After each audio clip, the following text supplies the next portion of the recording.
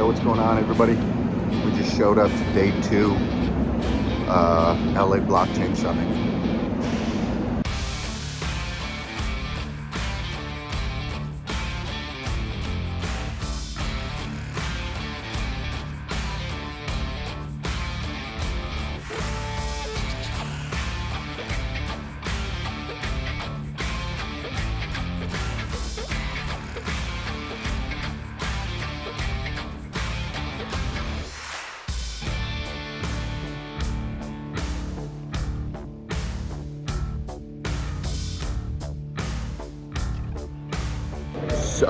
So, like I said before, guys,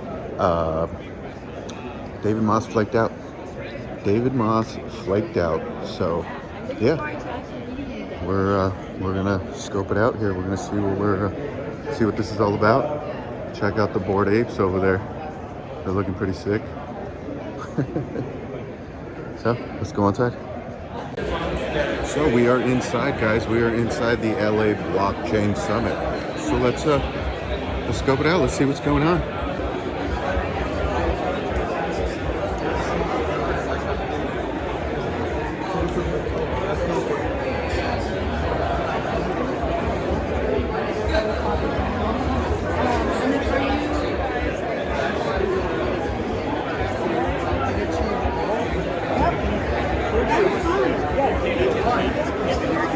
Oh, scope this out, dude. Dogecoin vodka. Dogecoin freaking vodka. That's pretty sick. That is awesome. Spirit punks. So sick. We're actually doing it on so we're working on launching our own marketplace right now. Can we get stickers? Can you ask them for a sticker?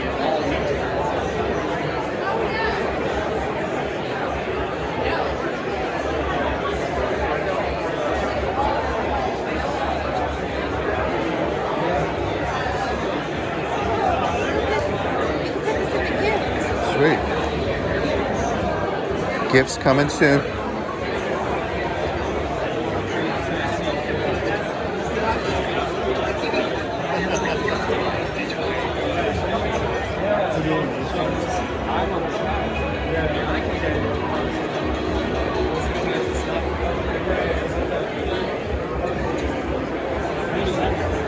I would like to do that.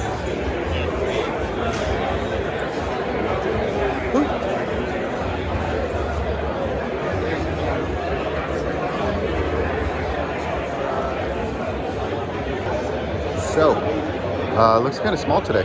Looks like there's not much really going on today. There's a lot of vendors, but yeah, we're gonna go check out the main stage.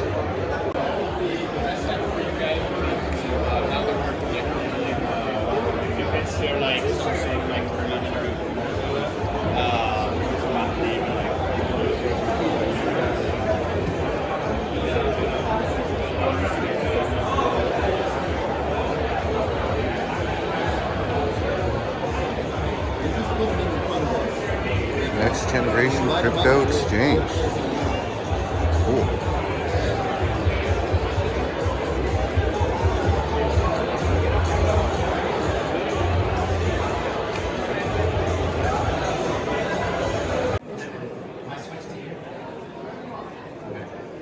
Let's go eat Okay. I might have to do it later on.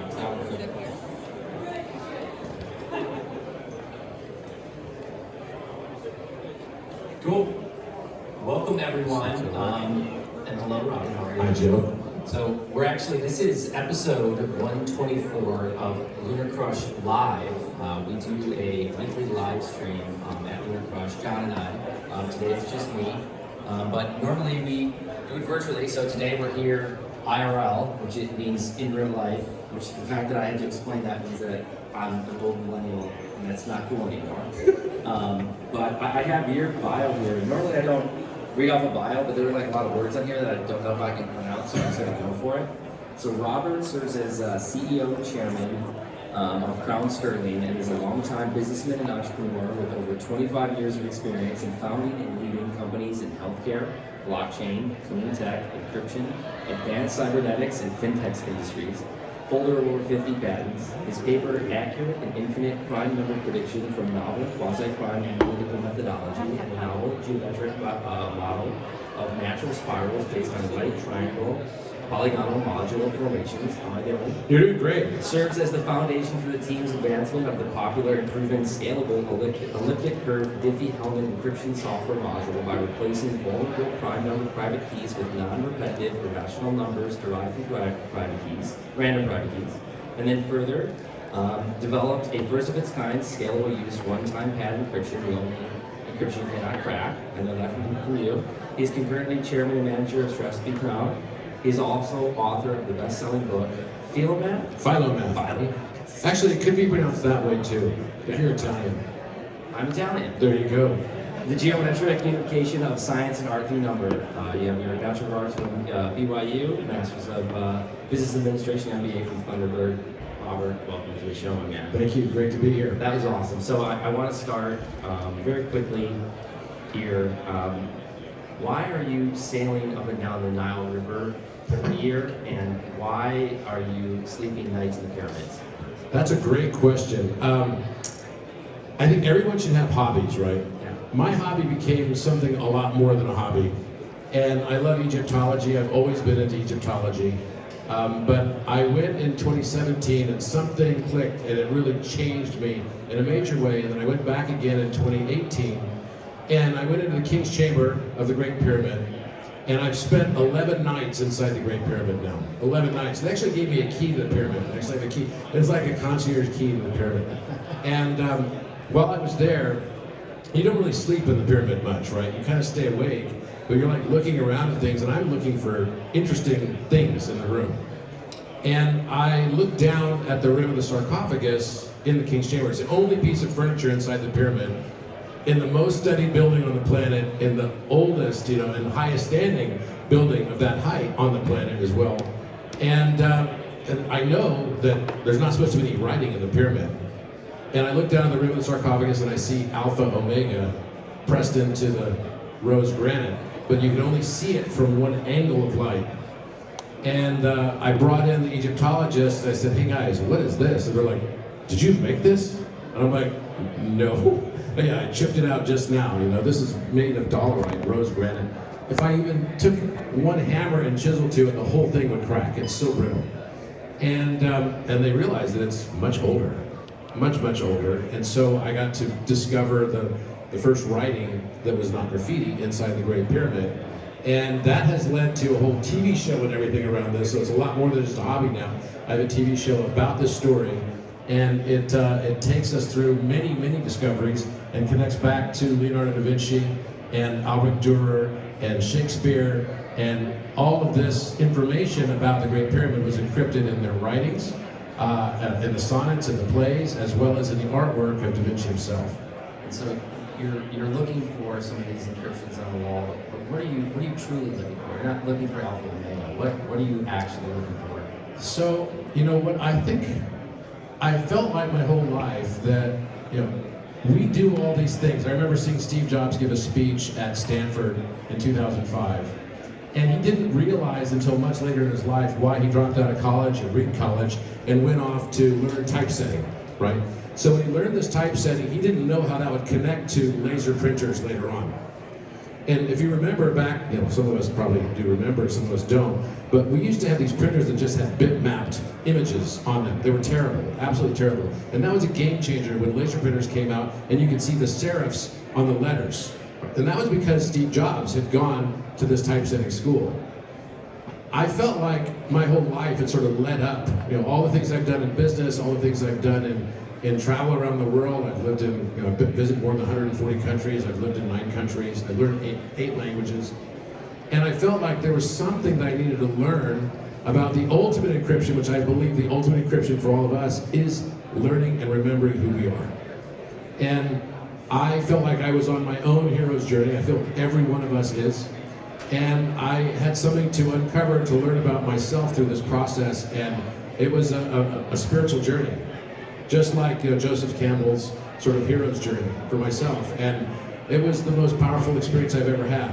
So if you've never been to Egypt, I highly, highly recommend it. It's life-changing. And the greatest encryption of all is the one of who we are ourselves. It's beautiful. And so I want to know a little bit about where did that kind of switch happen? Where were you? Like, tell us a little bit about your career and kind of what led you to encryption, which then probably Sure. led you kind of to cryptocurrencies. I spent most of my career in healthcare. I lived overseas and I was running foreign subsidiaries. I started out as an entrepreneur and I had a successful sale when I was 21 years old. So I was like, was I just lucky? I didn't feel like I could find my ass with both hands, right? So I'm like, what the hell? I need to go work for large companies. And I knew enough to know that companies go through different stages of their development and they require different leaders and different leadership types. So I wanted to learn all the different leadership types necessary for a small entrepreneurial venture, to a mid-sized company, to a very large corporation, and how to manage and lead in those situations. How to, companies face different challenges. Early on, it's all about capital raising, right? Later, as you get into large corporations, it's all about earnings per share growth. And that mentality shift is not something that usually one person can cross the transom of. Very difficult. So I decided to go work for mid-sized companies, large companies, very small companies as well. And I had all of those experiences. I think I was the youngest public company CEO of a healthcare company when I was 32 years old. And so I've been a CEO for a long time. I became president of Allergan Medical. I launched Juvederm, Botox, Lap-Band, Latisse. It was a fun thing to do because it was taking products that were not known and they were provided through third parties like doctors, but making them household names. And so I got very excited about that specific niche in the market. I did the same thing with LASIK, did the same thing as well with cataract surgery, with crystal lens. And I've had some really amazing consumer/medical technology products. But in 2011, I left Bausch & Lomb, and because I left Allergan, went to Bausch & Lomb, I wanted to learn the secret sauce of private equity. After about 2 years of doing it, I was like, the secret is there's no sauce, there's only debt. That is the secret sauce of private equity. Buy low, sell high, wait for the sector rotations, and try to cut expenses as much as possible. That's the game. And then when the sector rotates back up, then you sell. So I thought that's not really creation of alpha. And I determined that the only way to create true alpha is not through synergizing, by making acquisitions and firing a lot of people. I just don't believe in that. If there's no synergy at the customer level, there's no synergy. That's what I determined. I've led many, many major, large acquisitions, and I can tell you the vast majority have not succeeded. And it's because you lose the value when your thesis is to cut costs. You can't cut your way from a cost perspective to success. It's very difficult. You need to create something new at the customer level. So I founded a company, Strathspey, 10 years ago. Now we have 17 companies in that portfolio, 11 of which I founded. And we're a disruptor in the different sectors we go into. In fintech, we're the #2 healthcare lender right now. With Alphion Credit, which you may have seen at doctor's offices and stuff. I know your friend is one of our providers. We have 7,000 retail sites around the country. And also we have 2 neurotoxin companies, one went public called Evolus. I've had the opportunity to take several companies now public that I founded, which is like crazy. I never thought that would happen. And it's just been a great journey. We have some clean tech companies as well. I'm gonna go visit one on Friday in Colorado in Boulder. And it's called Thrival Tech that uses plasma reformation to put on combustion engines to make them 0% emissions. It's really fascinating. So it's fun stuff. I get to be in all these different areas. But probably when I went to Egypt in 2018 and I discovered the Alpha Omega, about a week later, I was working in number theory, because that's one of the things I've done as well as a hobby. And I discovered a prime number pattern and published it at Cornell. And then that brought me right into cryptography, because there's not supposed to be a pattern in prime numbers. And we found a pattern on Mod 24 analysis that really is a flattened form of what's called a cube octahedron in geometry. The 24 edges of a cube octahedron. Knows what that is, right? Yeah. So it's in a flattened form, like Austin tetragon. And we can use it to predict prime numbers infinitely. And my friends in computer science were like, dude, this could cause a problem for factorization. which is the foundational basis of elliptic curves and a foundational basis also of RSA encryption types. And so then we also established that there's a right triangular relationship for all prime factorization. And we published these papers, you can find them. We then applied the same concepts to novel polygonal spirals that are embedded within the exact pitches of spiral galaxies, that they're not based on the Euler number, they're actually based rather on polygons.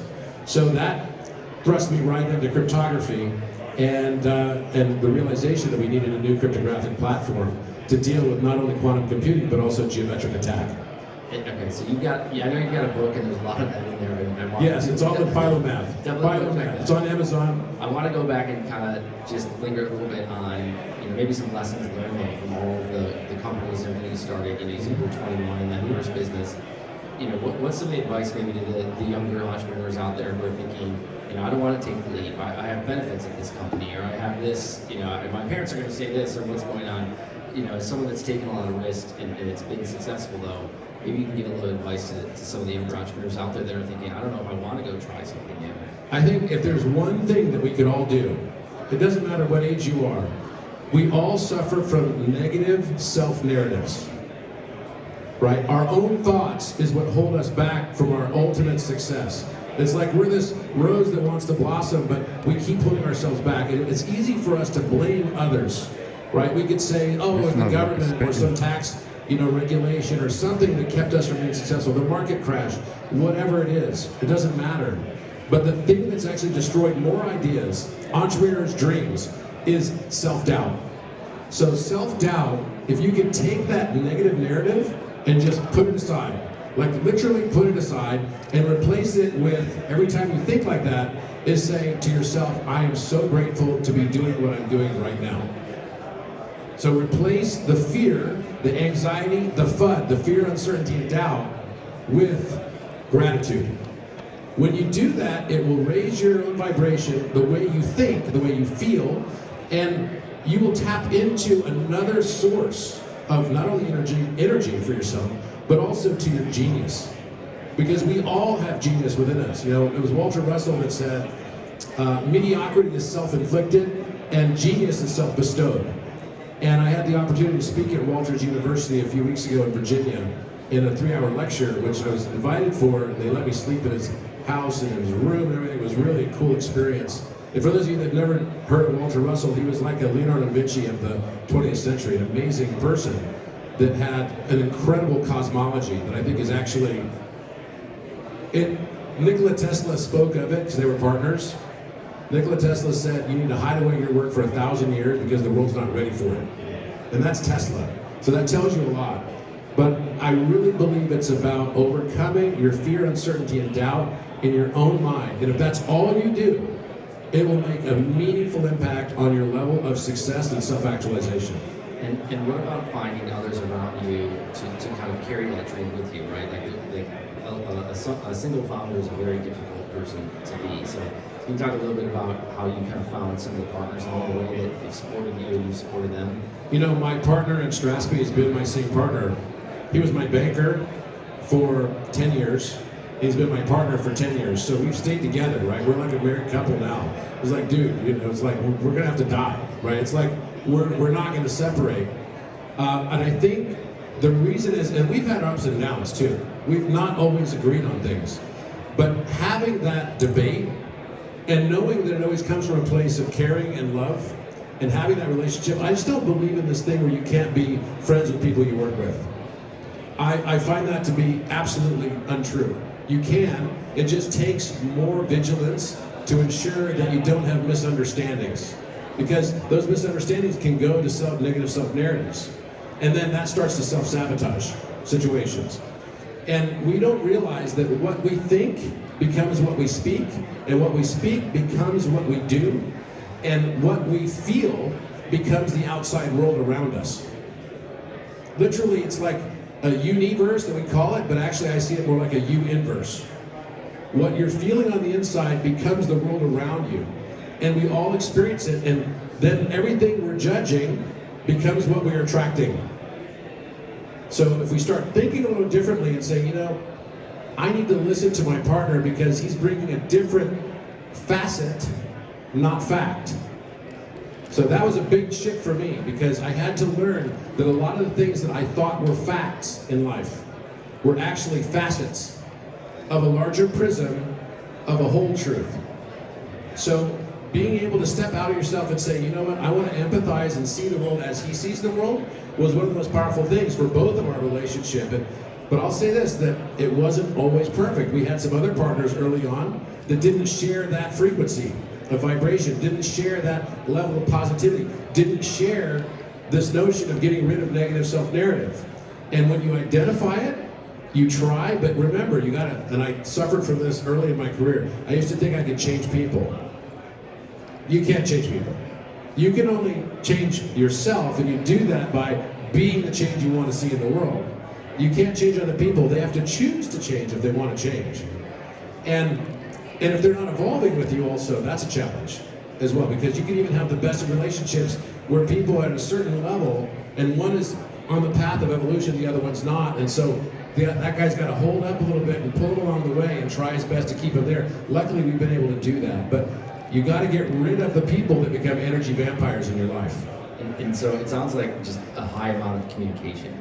Totally. And so if you're communicating, because kind of what you can come up with in your head, you know, if you don't have the opinion of someone else, is probably way crazier than what they're actually thinking, right? And so how do you guys, what about tactically with, you know, your kind of core team? Are you guys talking every week? Is it Yeah. like get specific around like, hey, we meet every Friday at 7, we do this for an hour, like how do you know, tactically about well, each of the teams, they're like the dev team, for example, on Crown Sterling.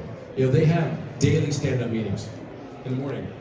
I get an update of what's happening in those stand-up meetings, but we have every 2 weeks like a staff meeting, but I'm in constant contact with each of the people that are my direct reports, right? And luckily we have 17 companies, but we also have 15 CEOs. So I only have to be CEO of 2 of the companies right now. One of them being Crown Sterling, the other one being Cyber, which is our, basically Web3 intraocular lens technology that does everything that your iPhone does. And it has a really cool Cyberverse game embedded within it too. It's like game changing. It has this tiny little camera. This thing sits inside your eye, 6 millimeters in diameter. The camera is only 300 microns in diameter. It can record your whole life. And it's the same type of lens that goes in your eye for cataract surgery. And we patented all of this stuff about 8 years ago. Sounds like the Black Mirror episode. It is. You know what? That's where this is going, right? It's definitely going to go there. We wanted to create, though, a game within that environment as well that we're calling a category of spiritual life simulation, which is very exciting as well. But I'm CEO of that company because it requires still a lot of innovation and everything. And then also Crown Sterling. Crown Sterling has an app that's super cool. It's the first decentralized, truly quantum-resistant, one-time pad-backed, right? Messaging app that is soon going to be available to everybody. I'm using it right now. It's pretty freaking cool. Can you explain one-time pad? You've explained it to me a couple of times, and it's been around for a long time. It's kind of like the best encryption that's possible, unbreakable, but it's been around forever. Maybe you can talk a little bit about the history of that and what one-time pad is. So basically what one-time pad is, if you guys have ever seen the movie Imitation Game, did you watch that movie? It was about Alan Turing. It's really interesting about how they cracked the Enigma code. Well, the reason why they cracked the code was because the Germans kept using the same key over and over again. The first several characters were the same key over and over again. And so they were able to decipher from that how to crack it. But otherwise, if they hadn't used the same key over and over again, if they truly used it only once, then it would be impossible to crack. And everybody knows this in cryptography. But to deliver this in a practical fashion is really damn hard. Like really hard. Because in order to have a successful one-time pad, each character of your message text has to be individually encrypted. So you're gonna have really long keys. You have a gigabyte file, you have to have a gigabyte long key. This is why you can't crack it. And by the way, each character, because it's individually encrypted, means that even if you crack one character, you're no more likely to crack the next, right? So actually the strength of the encryption grows with the length of the message. But how do you issue such a long key? How do you store such a long key? How do you efficiently do this on blockchain? Very, very difficult stuff to overcome. We had to come up with a new mathematical compression of keys, which we did. And we're able to compress those keys in a lossless, entirely lossless, proven lossless fashion, which allows one-time pad now to be usable on blockchain. So the way that we ensure that we never use a key over and over again is we have a machine learning algorithm that goes into the random number generator that basically uses something in mathematics called a gradient descent function, which will never kick out the same key twice. If you've seen how Google has these like AIs that basically write music, and they're writing different music every single second. It's an entirely different song, right? It's never the same twice. That's using gradient descent. And so we embedded that into our machine learning algorithm that basically has an impact on random number generation at the end of it. And it's still been able to achieve all the uniform distribution metrics required. We actually have the highest level of uniform distribution, which is a measurement of randomness. We have the highest level of randomness right now. And you were showing me last night on your phone the app, like some of the chat. So how exactly does that technology make it into that app specifically? So one-time pad is the encryption that backs all of this app, right? And eventually, I see it, you saw Kanye West just bought Parler, right? I see it as eventually, with all the risk of censorship that's happening in society, cancel culture, all the stuff that's going on, I believe there needs to be a platform that allows people to be able to have social discourse and debate and do it in a fashion that is not censored by society. Now, obviously that goes down lots of rabbit holes, but I've grown up believing in the necessity of free speech to maintain a successful democracy. The right to assemble is a critical aspect. It's not a religious right, it's a right of assembly that should be for all of society in general. And I just don't like the heavy-handed approach that big tech is taking. So what we did is we wanted to create a platform that overcomes the problem that like WhatsApp has. So let's say WhatsApp gets a subpoena from the government, right? If they get a subpoena, they will access your account, go into your account and be able to then provide that to the government. They have no choice but to do that, right? This is the law. This is because it's all on their servers and it's all under their control. But let's say you know the difference between Wix and WordPress, right? Yeah. WordPress, I can host it on my own server. Wix is kind of like, I gotta go with their own system, right? And it's cookie cutter, it's easy to put together, it's easy to put in place. But I'm limited as to what I can do. But on WordPress is just providing a software. They're not gonna be held responsible. Wix could be, for what's written on those sites, right? And this is where government's going right now. Very active in government affairs. My head of government affairs is running for Congress right now in a hotly contested seat in Orange County. His name's Scott Baugh. And if he wins, he'll end up being in the crypto caucus, I'm quite sure, because we've talked about it a lot, and this is very well known that he knows a lot about this space as well.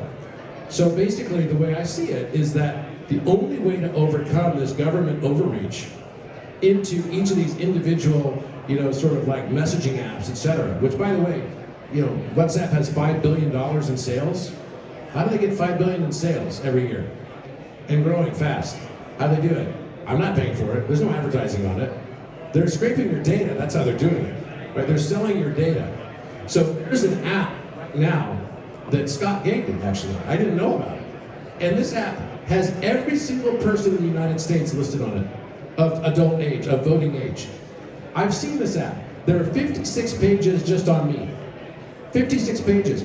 Every single day that I would vote, including on abortion, on whether I perceive China as a hawk, right, technically, do I see them as a threat, do I not see them as a threat, are broken down line by line in degrees. And I'm telling you, it was crazy accurate what I saw. I'm getting all those text messages who to vote for. Yes.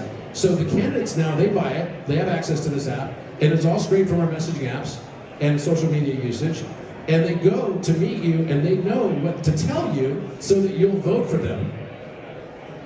Do you guys know this? This exists right now. A couple head nods out there. Yeah, this exists right now. And it's so dystopian. So imagine we go into a world where, like COVID was kind of freaky, right? I mean, let's be real. We go into a world where a regime gets control, like in Gilead, right? You've seen Handmaid's Tale. And all of a sudden they're like, oh, this house is a dissident household. They actually have that. You've got all your addresses on there, all your data, they know your position on everything. Hello, not the world I want to live in or I want my children to grow up in. So what we had to do was to decentralize it all. Because once it's decentralized, the government can't subpoena it. It's not on one server. That's the thing. It's sharded across an entire decentralized network. And so are the keys. So we don't even have access to it. Yeah. So a slight overreach, and we're at a cryptocurrency conference, so a slight home crowd here, I would say, on some of these issues. But how do we how do we slowly get there over time, right? I think when Bitcoin kind of came out, it's been over 10 years now. Even in 10 years ago, people were like, the dollar's going to zero. Money printing is happening. It just keeps happening, keeps happening. Here we are 10 years later, there's 10,000 different cryptocurrencies. NFTs didn't even exist in the same way that they did before. How does it look over the next 10 years? You don't have a crystal ball, but maybe just talk a little bit about, sure, you want to snap your fingers and everyone has kind of autonomy over everything. We're all our own API, everything works great. But how do you kind of get there, right? Like with some of the innovations and things that you're working on, obviously you're passionate about change, change in government, sovereignty, the sovereign individual, right? So it's like, how do we slowly kind of get there in the correct way that's not going to shock everyone? First of all, I like to go to history because history is usually the best predictor of the future, right? And if you go back into 1776, that was when we went from a sovereign leader, which was a king, a monarchy, right, George III, to a sovereign government. About 50 years ago, we transitioned from sovereign government to sovereign corporation. And it happened that long ago. Shocking, right? And this is when lobbying became such a powerful aspect. The military-industrial complex, all this stuff started coming up. I just got invited to speak at the United Nations, where I stood up and said, guys, our government's corrupt. Nobody disagreed. Freaky. Like, I was laughing. I'm like, oh, everyone's gonna disagree. No one did. That was really weird for me. But also telling. The transition we're now making is from corporate as sovereign to individual as sovereign. And that's what I believe blockchain actually provides as a promise. And having a new voting mechanism, et cetera, that could potentially augment how we have representative democracy right now. Because do we really need the degree of representative democracy that we have? And look at all the redundancy we have across it, right? Why do we have different DMVs in every single state? Does that really make a whole lot of sense? Right? I lived in Germany. We didn't have that in Germany. We have so many taxes. The tax that is paid in the state of California is, if you make $10 million, it is 52% taxed. The redundancy is basically starting to cave in on itself. And I think that's a big, big issue because it's not actually leading to better infrastructure. Just go to LAX. Hello. That airport has been under construction now for at least the last 20 years. Every day I go there, it's like a new section's under construction. It's terrible. So the point I'm making is the way we transition to this, I think, is we have to first understand that we are sovereign, and that sovereignty is not only over our own bodies and our own person, but it has to also include our digital lives.